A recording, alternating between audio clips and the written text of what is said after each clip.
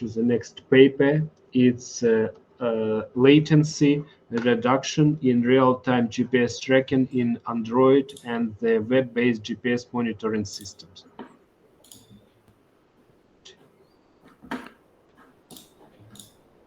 David Sendeliani, I think that it's your report, yes? Can you hear me? Can you see me? Yes. We've got a electricity cut some couple of minutes before, so I cannot guarantee that I will not disappear at any point of time. Internet is working somewhat good for the moment. Anyway, latency reduction in real-time GPS tracking in Android and the web-based GPS monitoring system. Study consists of a GPS creation history, overall GPS monitoring system architecture, and existing solutions pros and cons comparison. And the main results of the study has a visualizing performance of front-end mapping services comparison, and the WebSocket backend libraries comparison, performance comparison.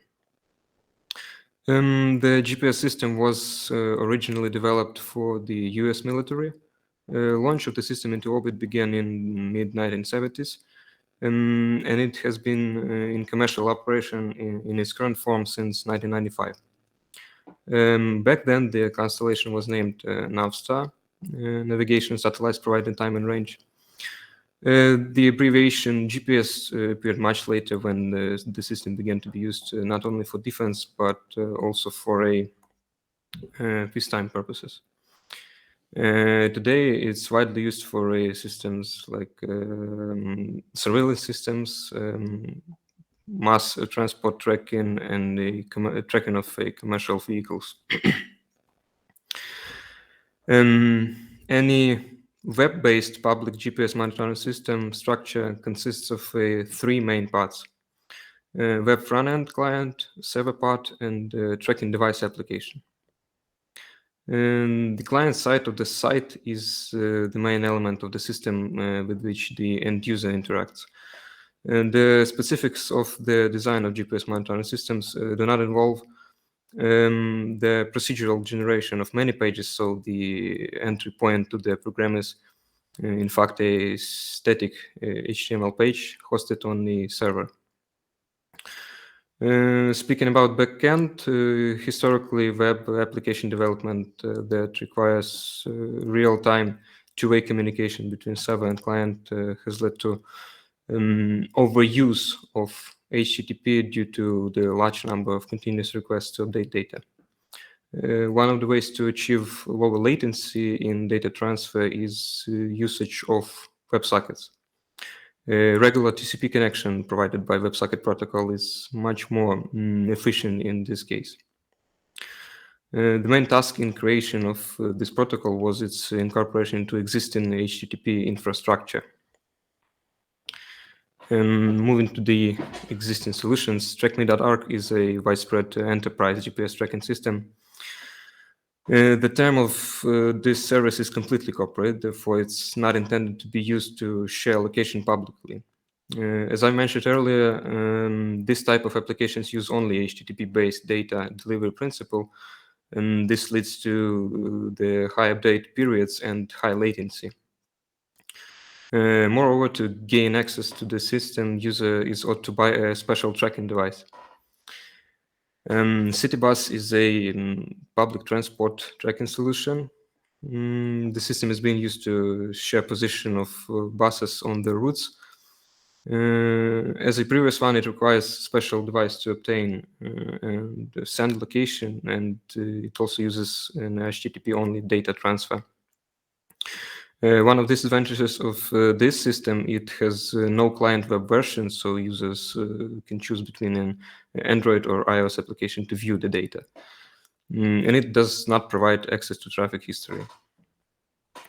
One of the common features among Messenger application is location sharing. Not all of them have a web version. Not a single one actually provides traffic history.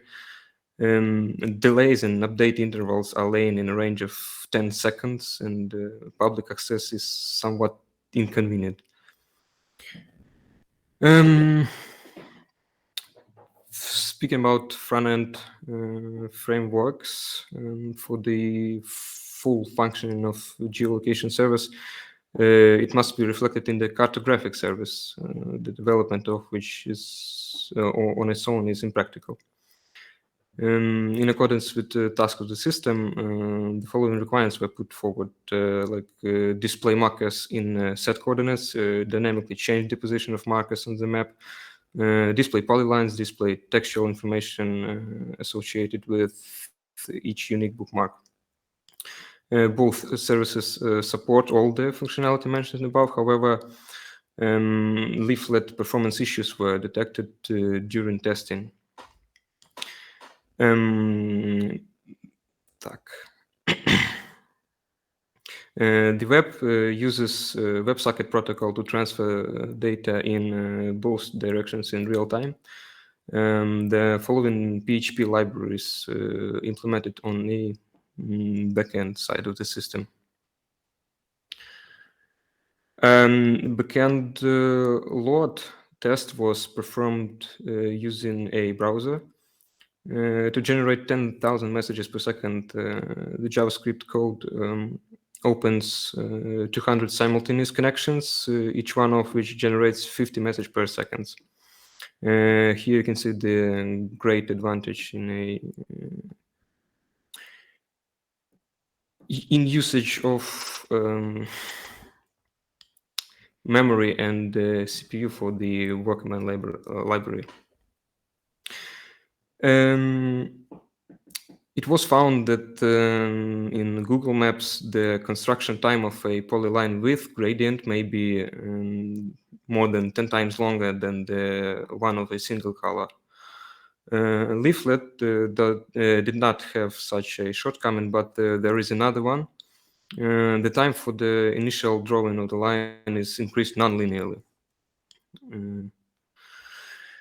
On segments up to 1,000 points, which is mostly equal to 20 minutes of real-time traffic, depending on the update interval, the construction time is less than a second and is actually not noticeable to the user. On section of approximately 8,000 points, we had to wait for about a second. And if you download the history for the whole day, approximately 30,000 points, the construction of the line takes more than 20 seconds and makes it impossible for the user to interact neither with the map nor with the page, with the web page at all. In comparison, Google Maps renders a daily history with a speed gradient with a delay less than a second. Before the final choice of a map provider between Google Maps and OpenStreetMap, performance tests were also conducted on the front end part of the service.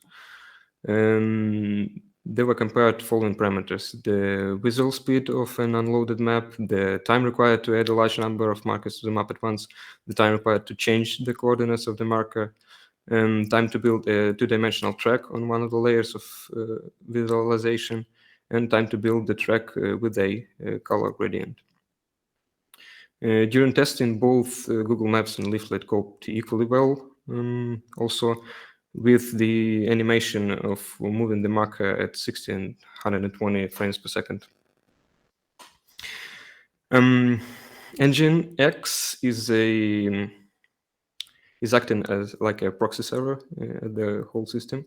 Its role to perform several tasks simultaneously: processing of HTTP requests coming directly to the domain, provision of reverse proxy for the backend application, and SSL and TLS support for secure connection.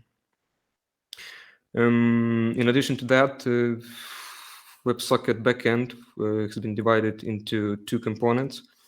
The web one, which mainly uses JSON format to transfer the data between server and client, and Android, which talks only to applications on Android devices via binary protocol. This was done for the sake of fault tolerance and future load balancing easiness.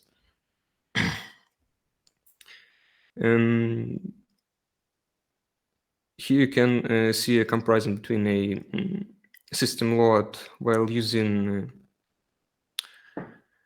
SSL support implemented in Nginx and in each one of the PHP libraries.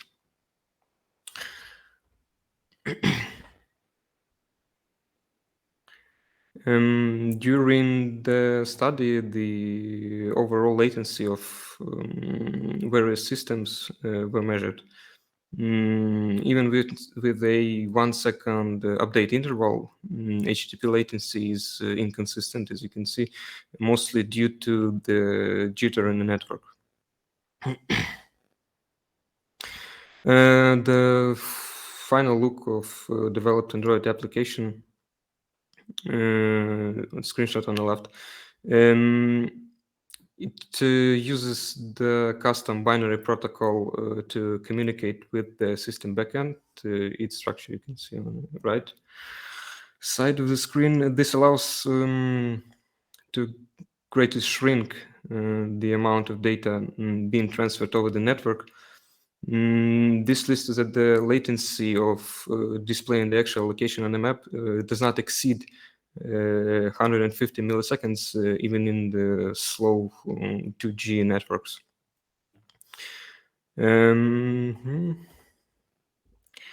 backend side of the system in general provides processing HTTP requests, provision of reverse proxy, SSL and TLS support for secure connections, and registration of requests for further analysis of system performance. Front side of an application, I can actually show you that in real time. Or you maybe can look at that by yourself. Here's a link. Oh, there's actually one of the clients online. System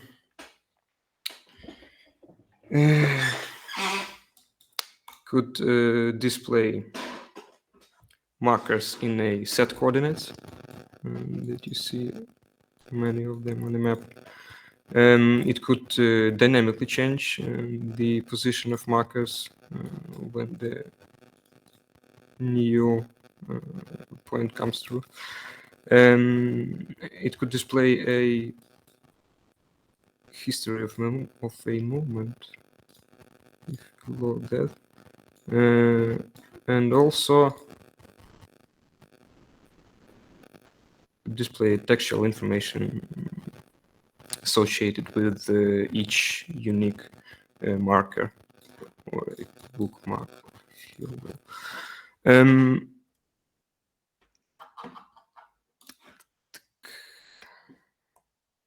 So, a real-time GPS monitoring system with low latency was developed. It consists of 3 main components: a web front end, a server part, and an Android application.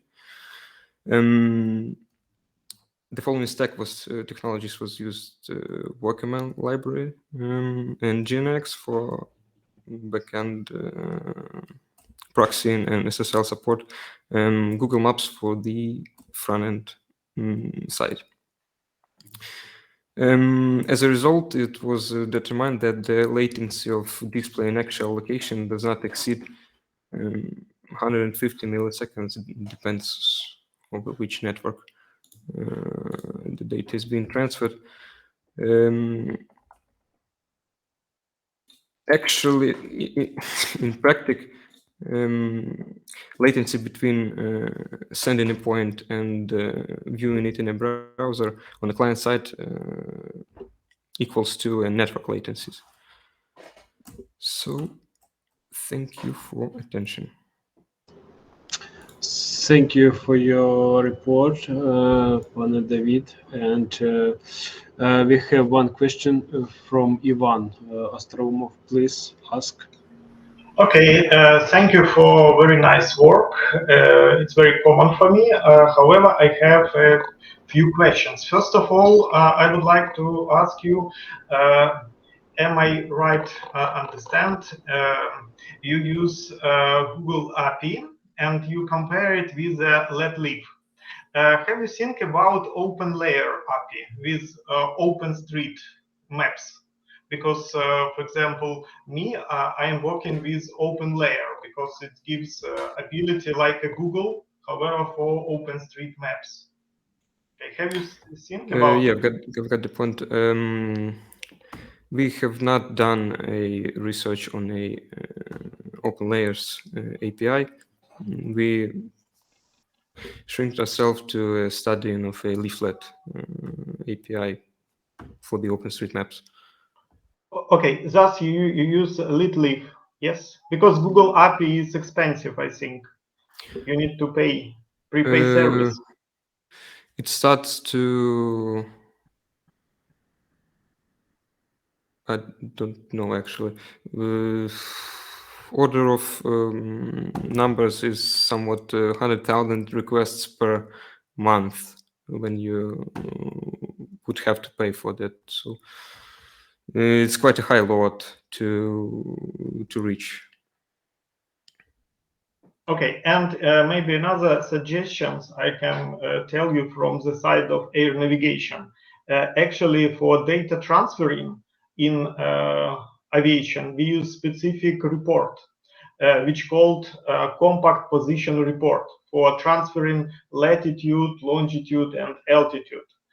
Because as I understood in your approach, you just put latitude and longitude and altitude in some packets and then transfer it. Actually, it doesn't make sense because you can use specific coding for reduce size of transfer data, and it may improve performance of your system. It may increase like time of response in your system. That's why try to think about applying compact position report at the level of data transferring between client to the web server. And Yeah, of course for storing the data, because if you store each second latitude and longitude, you will get like in, okay, it depends on how many users you have. However, your database will be full like in few months. That's why maybe I suggest you also to use specific coding for packing these coordinates to reduce a place on web storing part. Like in MySQL, I don't know where you store the the data. database is PostgreSQL. Okay, okay. That's why I just suggest you to just try to find what does it mean CPR compact position report in latitude and longitude, and then you can apply it in your research, and it will improve performance of your system. And also you can use like local reference frame to store the data about particular city, and it also helps to reduce size of data in your database. Okay, I've got the Okay, point. if you have Thank any you, other thank you for the questions, suggestion. you also can feel free and ask, for example, me in air navigation department, because I have worked also a lot with coordinates and transformation for reducing size of data. Okay, thank you. Okay, Ivan, thank you very much. And we have also a question from Ted Kachansky. Please. Thank you very much. It's always an interesting uh, applications for these things are very diverse. Obviously, they go from theatrical things like Goldfinger and James Bond to now a lot of interest in the United States on tracking dogs. Um, you can make a receiver that functions over 5G networks, and you can in urban environments track loose dogs. There was just a story a day or two ago. These people acquired a service dog, and the dog had not had much chance to get used to the people. And this happened in Midtown Manhattan. The dog broke loose, ran 30 blocks north, dived into the Hudson River, swam across to New Jersey, and they thought they would never see him again. But fortuitously, there was some off-duty New Jersey fireman who noticed this dog trying to crawl up on the bank on the other side, and they rescued him. But everything was fine. But the people who had the dog, for only a few hours as a service dog for a disabled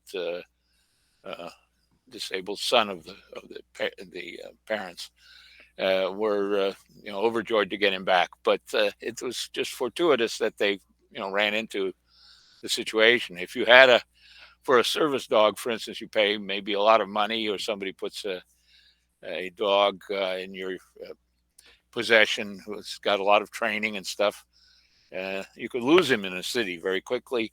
If you had a way to track him with an application that used a 5G network, you could take advantage of some of these things. Have you thought about any applications like that? It's kind of interestingly enough, this was a real case. We once in time checked our system with a phone linked phone positioned on the dog, and we tracked the movement of the dog throughout the day by our system. Okay, thank you very much for this lively discussion. Thank you, David, for this interesting topic. It was really cool to see this online, your development. And now we come to the next. Thank you for the attention.